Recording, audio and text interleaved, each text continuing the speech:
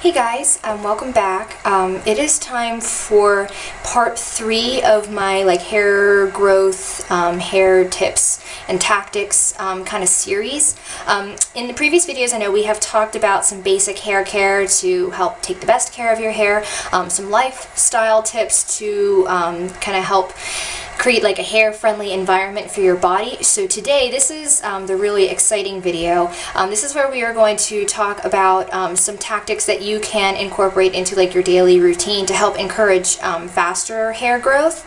So that is what we are going to do today. We'll just be establishing my ethos on the subject. I'm going to take my hair down very quickly and just show you how long it is. For those of you who are familiar with my channel, you know that I do not typically wear my hair straight, and I just explained in another video that I did with this hair. I straightened my hair, not intending to make it look nice. I just wanted to kind of show off the length that I have right now, which is why it does not look very nice. I vastly prefer wearing it in its natural curls, but this is, as I said, just kind of for demonstrative purposes to kind of show you how long it is. I'm pulling it down, and this is my hip bone right here. And these are tactics that I myself have used, that I've incorporated into my hair care routine.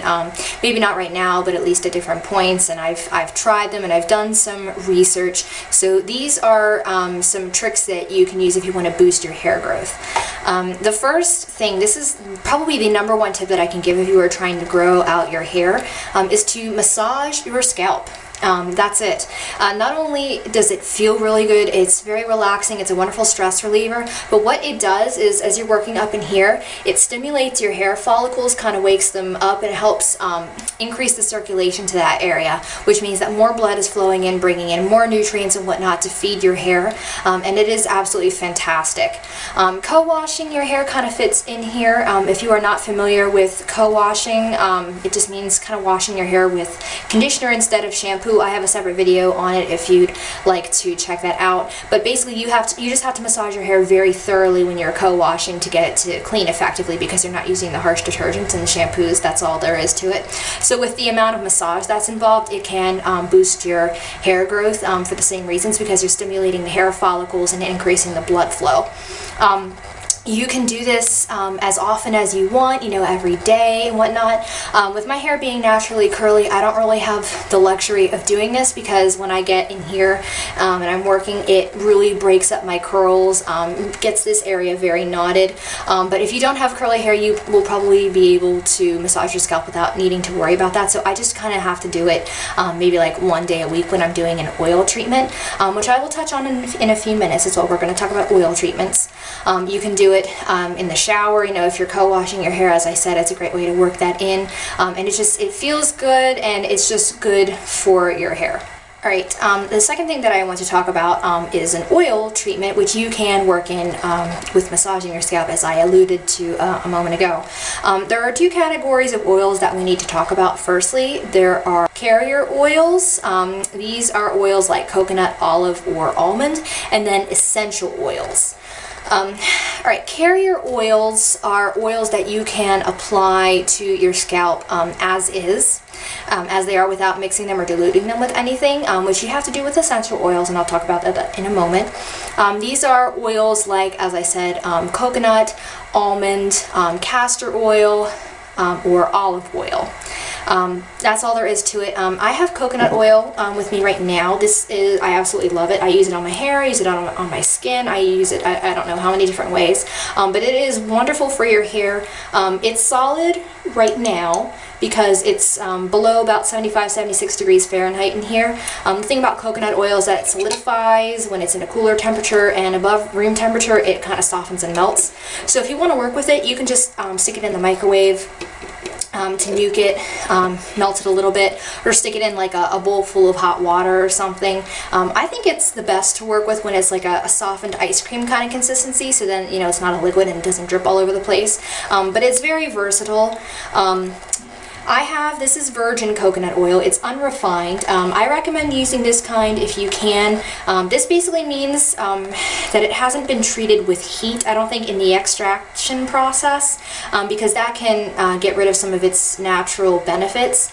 So this is basically the purest form, and you'll get the most out of it. The thing that makes coconut oil so good for your hair is that its molecular structure is smaller. Its molecules are smaller than other oils, which makes it a lot easier for them to slip into your hair. So coconut oil is basically the only oil that your hair can actually absorb and get the full benefits from.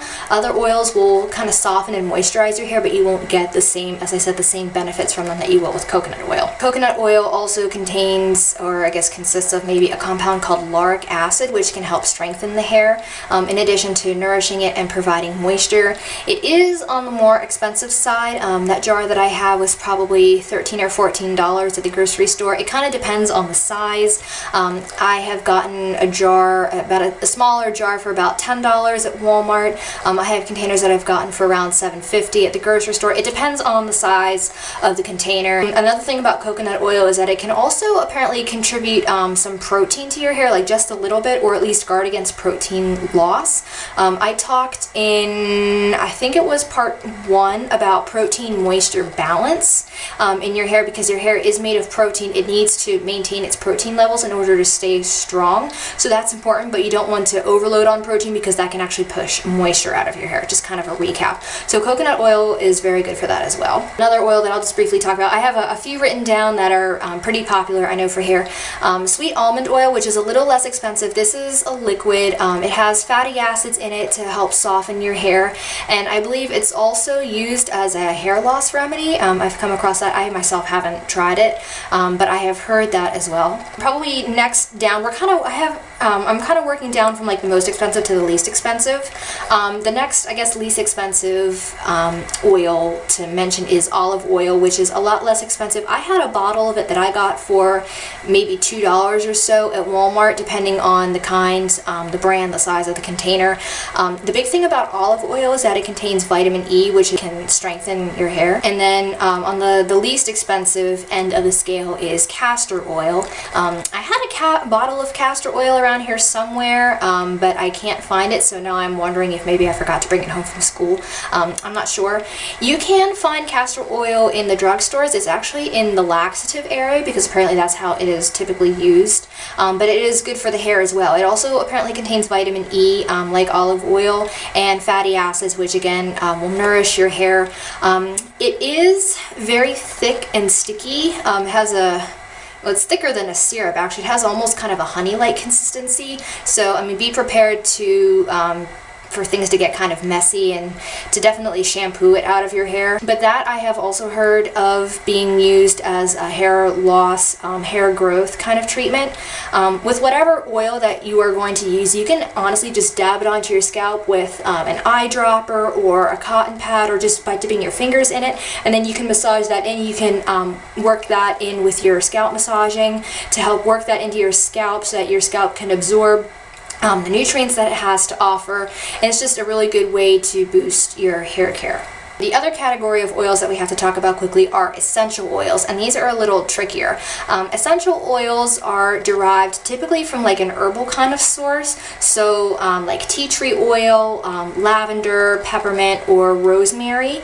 The big thing about essential oils is that you have to dilute them. Often in like some other kind of oil, because if you use them straight on your skin, they can be very irritating. I think tea tree oil in particular. So if you are going to use an essential oil, make sure that you mix it in with some other kind of oil, coconut, olive, almond. I've heard people using jojoba oil. That's another oil that you can look into. Just make sure that you are mixing it in with something. But what these can do is also stimulate your scalp. I think they're known for being pretty like tingly when you put them on your skin, which can because that's the feeling of the stimulation, bringing more blood in. Those are just another option to consider if you're looking at oiling. Number 3, this is a slightly weirder sounding tip, so just stick with me if you haven't heard of this before. It is miconazole nitrate. If you are not familiar with what miconazole nitrate is, it is an antifungal medication, and it is, I think, most commonly sold in the form of Monistat. which is marketed toward us ladies for when things get a little fishy down there. Basically, well, Monostat anyway is a vaginal antifungal. McConnell Nitrate is an antifungal medication, so you can also find it in like, I guess, athlete's foot medications, or I guess for like jock itch, things like that. Now there are, I think, a couple of theories floating around about how this helps your hair grow. It is not scientifically proven, I will put that out there, but if you look it up here on YouTube or here on the internet, you will find stories and videos from people who have used it to stimulate hair growth. The one theory that I came across when I was first kind of looking into it was that the miconazole, which is the antifungal, that it can kill off any maybe excess fungus on your scalp that is in blocking hair growth, because remember, we have all kinds of fungi and bacteria all over our bodies all at the same time. Not necessarily bad, some of them are actually quite good, but that's the idea that I came across. My personal idea is more because of the nitrates. It's my understanding that nitrates are used in fertilizers to help bring oxygen and nutrients into the soil, so I wondered if they might be doing the same thing for your scalp to help feed your hair. I don't know, but there are people who use this on their scalp, usually just the regular Monostat 7, because there are different numbers, I think, depending on like the dosage. I think people use normally the regular Monostat 7, and you kind of want to proceed with caution on this one because there can be some side effects. I personally haven't experienced any, but I have heard of them. If you are using too much, I guess it can cause some headaches or ringing in the ears. So make sure that you're using it very sparingly.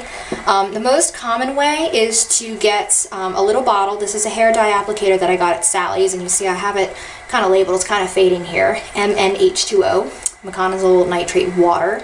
I just kind of squeeze out a string about that long from the tube into this bottle and then mixed it with warm water. It's a little bit chunky, but for the most part it is mixed together, and then you can just, I'll do a quick little demo, just kind of squeeze some out onto your scalp in a little line.